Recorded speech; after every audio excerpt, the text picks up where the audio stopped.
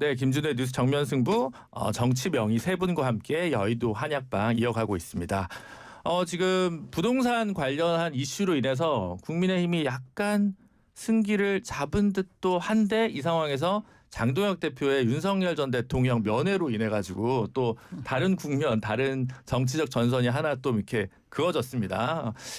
야당 내에서도 제1야당 내에서도 이거는 지금 뭐 하는 거냐. 예를 들면 뭐 김현지 이슈, 무슨 뭐 부동산 이슈, 뭐 여러 이슈들이 있는 상황에서 갑자기 여기서 왜 당대표가 나서서 병살타를 치냐 이런 비판도 있더라고요. 그래서 이런 상황이고 오히려 정청래 대표는 이 상황에서 이거 정말 예전에도 그랬지만 지방선거 전에 위원정당 해산 심판해야 할 수 있다 이런 얘기를 또 막 하면서 강하게 또 뭐랄까 비판을 하고 있는 상황인데 이런 장동혁 대표의 지난 주말에 지난 금요일이었죠. 금요일날 윤석열 전 대통령 김민수 최고랑 같이 갔다는 건데 이 행적 어떻게 보십니까? 뭐 이제 일각에서는 어차피 본인이 약속을 했기 때문에 이렇게 털고 가려고 했다라고 또 말하는 평론가들도 있는 것 같은데요. 지난번에 4.3 문제와 관련해서 영화를 보면서 역사에 대한 뭐 다양한 해석 운운하지 않았습니까? 네. 그러다 보니까 지금 아주 기회가 이렇게 빨리 오나 싶을 정도로 지금 굉장히 민주당이 여러 가지 도전에 직면하고 있는데 그리고 사실은 윤석열 전 대통령이라든지 김건희 씨에 대한 관심이 이렇게 희석되는 상황이었어요. 다른 이슈들이 막 등장하지 않습니까?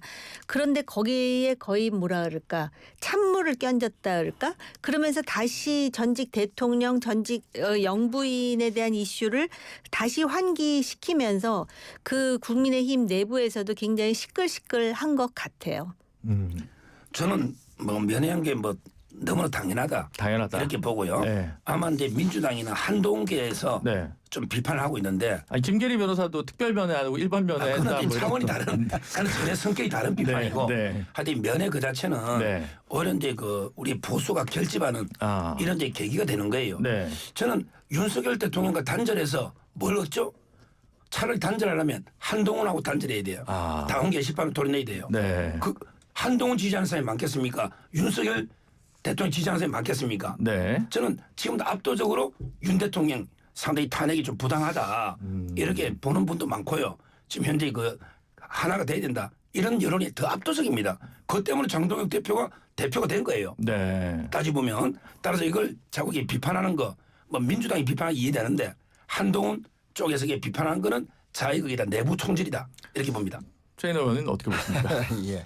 면회는 친윤 본색 DNA가 그대로 이제 발휘된 것이다라고 볼 수밖에 없고 한 10분간 일반 면회 살짝 면회라 합니까? 네. 또는 더 나쁘게 하면 도둑 면회 비슷하게 금요일 날 오후에 이제 했는데 사실은 그 뒤에 페이스북에 올린 메시지가 더 문제가 심각하죠. 아니 윤석열 대통령과 힘을 합쳐서 자유민주 대한민국을 위해서 함께 싸우자. 자유민주주의적인 기본 질서를 누가 근본적으로 흔들었습니까? 저는 그 메시지에 정말 아연실색을 했어요. 과연 이 장동혁 대표의 이념적 지향이랄까 이념적 지향도 떠나서 기본적인 자유민주적인 기본 질서를 어떤 식으로 정의하고 있는지 정말 근본을 의심할 수밖에 없는 그 메시지에 경악을 했는데 아무튼 자꾸 윤석열 전 대통령과 이런 식으로 관계를 계속해 나가고 친윤으로서의 모습을 탈각시키지 못한다면 결국은 중도 국민들은 더 멀어질 뿐이다. 모르죠. 이제 굿바이 윤석열이라는 해석도 있기 때문에 네. 민주당으로서도 다만 이 장면만 놓고 그 뒤에 있을 또 다른 행보에 대해서 무대책으로 있다가는 또 뒤통수 맞을 가능성도 있기 때문에 알겠습니다. 경계도 네. 해야 된다라고 생각합니다. 그게 이제 해석이 분분하더라고요. 왜냐하면 금요일 날 만났는데 바로 얘기 안 하고 뜸을 들인 부분이 이유가 뭘까라고 하는 해석이 또 분분한 부분이 있는데 어쨌든 지금 서정욱 변호사님이랑 최인호 의원이랑 전혀 다른 이제 해법을 얘기를 하시고 있는데 그래서 한동훈 대표 얘기를 잠깐 해볼게요. 한동훈 대표가 지금 오늘도 아침에 다른 방송 나와서 지방선거 얘기는 좀 너무 이르던 얘기다라고 얘기를 하면서 경기 남부 지역으로 2차 민심 투어를 떠났습니다. 근데 이제 서정욱 변호사님은 한동훈 대표를 지지하는 사람보다 이제 윤석열 대통령을 지지하는 사람이 더 많을 거다라고 얘기를 했는데 인천일보가 여론조사를 하나 했어요. 한길리서치에 의뢰해서 지난 17일부터 19일까지 경기도 인천 2개를 했는데 경기도 거주 만 18세 유권자 802명을 대상으로 한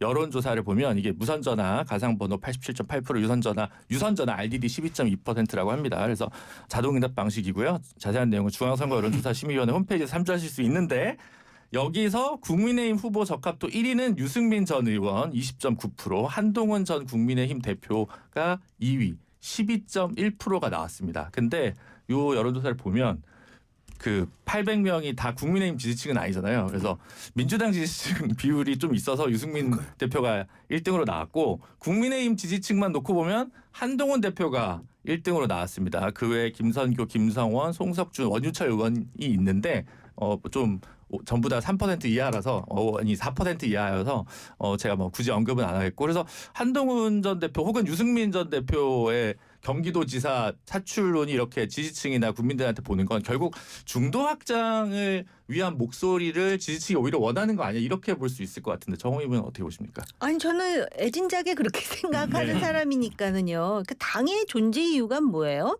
선거에서 이기는 거예요. 그리고 지지층을 더 많이 확보하는 거잖아요. 그런 차원에서 당대표가 존재하는 것이지 결국은 그 당이 장동혁을 위한 당도 아니고 윤석열 전 대통령을 위한 당도 아닙니다. 네. 지금 아까 최인호 의원이 굉장히 길게 비판하셨는데 왜 민주당으로 하여금 비판하도록 그렇게 공간을 만들어주는지 그게 이해가 안 된다는 거예요. 그래서 사실은 장동혁 대표도 본인이 굉장히 야망이 크다라는 얘기를 여기저기서 하던데 본인의 야망이라든지 당의 존립이라든지 선거의 승리를 생각한다면 진짜 윤석열 전 대통령에 대해서 자기가 일단 숙제를 하듯이 했다라고 치고요.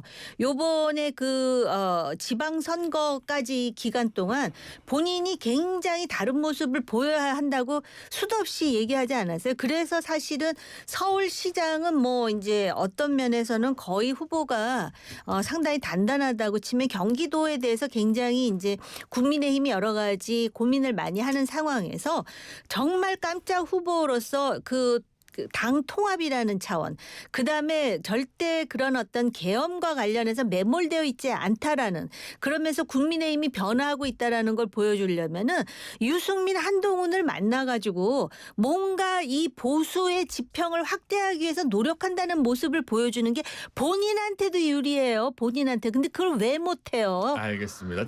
최인호 의원님. 한동훈 전 대표는 이제 지방선거보다는 우선적으로 여의도 입성을 우선적으로 고민하지 않을까. 수도권에도 내년에 이제 재보선이 좀 일부 있지 않습니까? 그쪽에 공천을 받아서 아무래도 뭐 지방선거에 만약에 단체장이 된다고 하더라도 네.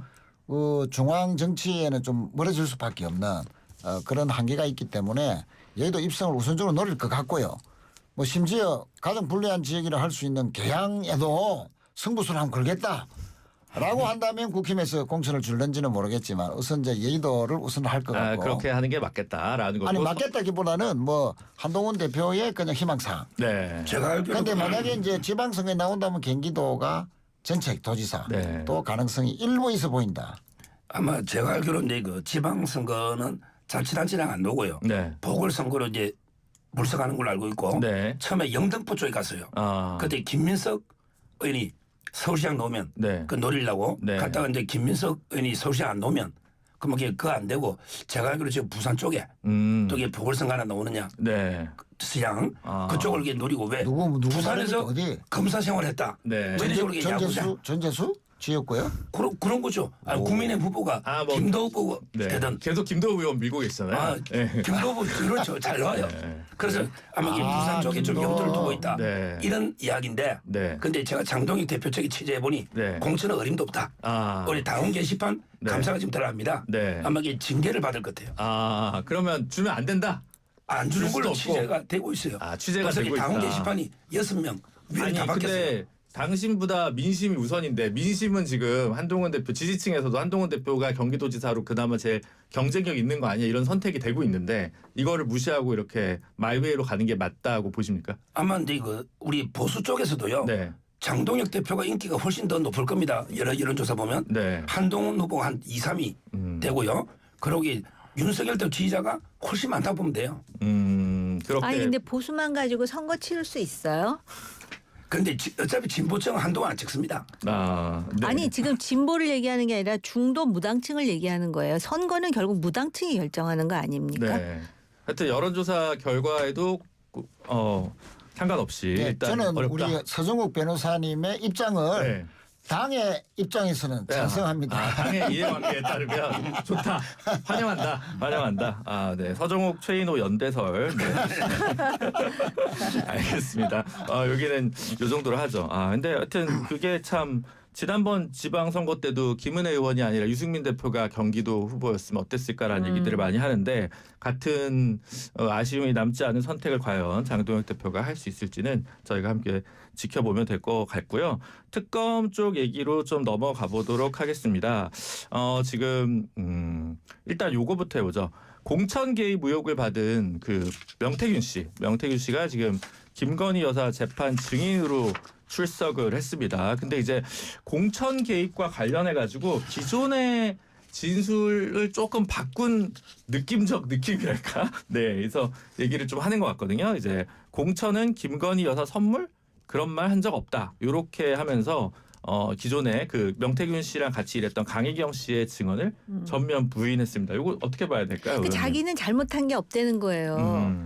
근데 이게 흥미로운 게 이렇게 명태균이 잘못한 게 없으면 김건희도 잘못한 게 없는 거예요. 네. 그렇지 않습니까? 그러니까 다 지금 자기중심적으로 지금 증언을 하고 주장을 하는 거죠. 건진법사도 마찬가지 아니에요? 지금 다 토해냈다면요. 뭐 그라프 목걸이를 포함해 갖고 네. 샤넬 신발에 백에 다 했다는데 지금 어떻게 보면은 이제는 각자 도생이죠. 근데 이 명태균 씨 같은 경우는 참 역설적이라 본인이 아무 잘못이 없다 그러면은 김건희 씨도 별 잘못이 없는 게 돼버리는 거죠. 그러면 김영선 의원 측으로부터 돈 받은 거는 무슨 곡절인지 설명이 안 되긴 할 것 같기는 하네요. 최인호 의원님. 그 지금 뭐 명태균 씨가 본인은 이제 죄가 없다. 여론조사 회사도 자기 것이 아니다. 사장이 따로 있었지 않냐. 근데 그걸 이제 거짓말이라는 거 다 드러나 있는 상태 아닙니까? 본인이 여론조사를 다 주도했고 또 공짜로 여론조사 주도록 했고 강혜경 씨한테는 일부 여론 뭐 조작성 지시까지 한 것이 다 이미 다 드러나 있는 상황에서 여론조사 회사는 자기 것이 아니다라고 하고요. 또 공천 김영선 공천은 전혀 무관하다. 그런데 그 윤석열 대통령의 녹취가 네. 아니 당에 이야기를 했는데 그 뭐 영 반응이 그렇네 하는 네. 거 다 온 국민들이 뭐 수십 번 수백 번 다 들었던 바가 있는데 그것이 그 취임식 날 전날하고 당일날 아침에 김건희를 좋아가지고 대통령이 그렇게 당 전략공천 공간위에 다 그렇게 하게끔 만든 장본인이 본인 아닙니까? 그러니까 공짜로 여론조사를 해주고 그 대가로 김영선 공천을 바랬다는 앞뒤 관계가 다 드러나 있는데 그것을 이제 재판정 들어가면서 다 이제 아니다라고 부인을 하니까 뭐 명태균 씨는 원래 거짓말쟁이니까 믿는 국민들이 얼마나 있겠습니까? 근데 저는 법적으로 말이 안 되는 게 여론조사 81건에 3억 7천으로 기소했잖아요. 네. 이 한 건이 원가가 450만 원 어떻게 나오죠? 그냥 몇 개 뽑아서 대충 조사해 돌리면 원가가 안 들어요. ARS. 네. 그렇잖아요. 근데 이게 왜 3억 7천으로 그게 아마 전화 원래 ARS 돌리면 뭐 1원인가 뭐 이렇게 계산해서 응답률이 있기 때문에 이렇게 해서 하는데 그러기보다는 시장가가 이제 1,000명이면 뭐 4,500만 원 이렇게 그냥 하는 근데 거죠. 이건 대충 그냥 돌리는 거 아닙니까? 몇 명 뽑아가지고 조작이라면 이게 원가가 드는 게 아닌데 저는 비용이 네. 말이 안 되고 네. 그다음 명태균 씨가 뭘 했습니까? 검찰에서 확인된 거는 14건 공표 10건에 자체 수사 4건이나 했잖아요. 어떻게 다툼이 있을 거고요. 그리고 김건희 여사한테 준 게 마지막이 9월 4일이라잖아요. 경선이 11월 5일인데 시점도 전혀 안 맞고요. 특히 경선하는데 대선 정도 큰 걸 하는데요. 조작된 여론조사가 무슨 참작이 되죠? 진짜 정확한 여론을 알아야 전략도 세우는데 조작된 여론조사가 필요가 없잖아요. 그때는 조작된 사실을 그 윤석열 캠프에서 알았는지 몰랐는지 또 별도의 문제죠. 자, 그런데 문제는 여론조사가 그때는요. 네. 수십 개가 쏟아내고 제가 물어봤더니 야 갤럽도 못 보는데 바빠서 보고할 시간이 없대요. 그런데 명태균 여론조사 이걸 더 권위가 있습니까? 갤럽보다? 그러니까 제 말은 아마 본인이 접근하기 위해서 조사가 몇 개 들고 와도 이걸 대통령실에서 뭐 요구하거나 또 이게 대가로 공식은 터무니없는 이야기죠. 아니 근데 그렇게 아무 여론조사도 이렇게 무의미하고 잘못한 게 없는데 왜 김건희 씨가 영부인으로서 그 김영선 의원에 대해서 공천을 선물로 줘야 되는 거예요. 사실 그 전에 별로 지역에 연고가 없는 분이었고 원외 생활을 이제 오래 하신 분이었는데 창원에 이제 뜬금포 공천이 됐을 때는 사실 이거는 약간 제왕적 공천이 아니면 좀 상상하기 어려운 장면이긴 맞지 않습니까? 아니 이분이 고향이 그쪽이고요. 네. 원래 출마 계속 거론됐고 저도 당연히 김영선 공천을 알고 있었고요. 아. 그다음에 이분이 또 서울대 법대 나왔어요. 네. 그리고 아주 다선 의원입니다. 그러니까 아마 대선 캠프에도 일을 많이 했어요. 윤 대통령하고 동문이고 그래서 저는 공천으로 아주 적임자다 이렇게 보고요. 그다음에 이준석 대표 쪽에 공천권자 아닙니까? 그것도 적임자를 본 거예요. 그때 우리 보수 쪽에서는 다 이게 가장 유력하다 이렇게 본 거예요. 참고로 김영선 의원은 이제 96년에 15대 때 전국구로 해서 이제 비례를 2번 하시고 그거 일산 그다음에 쪽에서 했죠. 네, 고향 일산에서 2번 당선되시고 그다음에 2번 낙선하시고 그리고 나서 창원 의창으로 출마를 했습니다. 그래서 그런 의미에서 조금 거리감이 있지 않았냐. 원래 고향은 이제 거창 쪽이라고 합니다. 네, 어쨌든 이 문제는 좀 앞으로 계속 뭐 재판 진행 과정에서 일차적으로 계속 결론이 나도록 하겠죠. 네, 그러니까 각자 도생 문제가 있고요. 마지막으로 요 얘기를 하나 해보도록 하겠습니다. 그 국민의힘에서 김건희 특검 관련해서 민중기 특검이 자본시장법 위반했다라고 고발을 했습니다. 이제 그 회사 관련해서 미공개 정보를 이용해서 상장 폐지 전에 주식을 팔았다는 의혹인데요. 이 부분 어떻게 보십니까, 정옥희 부원님? 이거는 굉장히 심각한 문제예요. 지금 뭐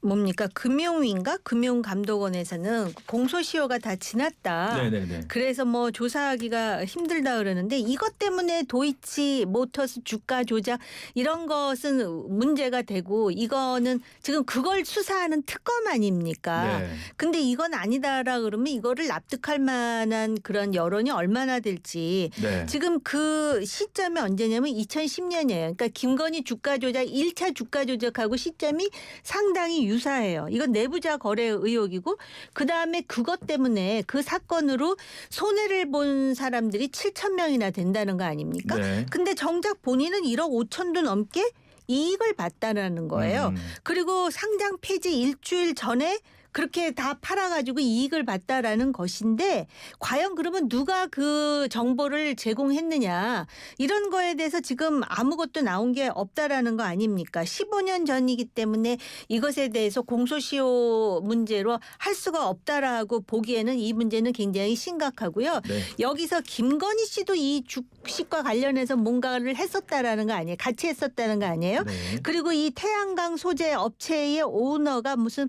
특정 고등학교 출신인데 이 민중기도 그 고등학교 출신이고 대전고등학교. 그러면서 나오는 얘기가 양재택이라는 사람 얘기도 같이 나와요. 아, 네. 그래서 이 사람이 사회이사였다라는 거예요. 네. 그러다가 팔기 직전인가 뭐 그만뒀다라는 얘기가 이미 언론 보도로 나오는데 그럼에도 불구하고 특검이라 괜찮다?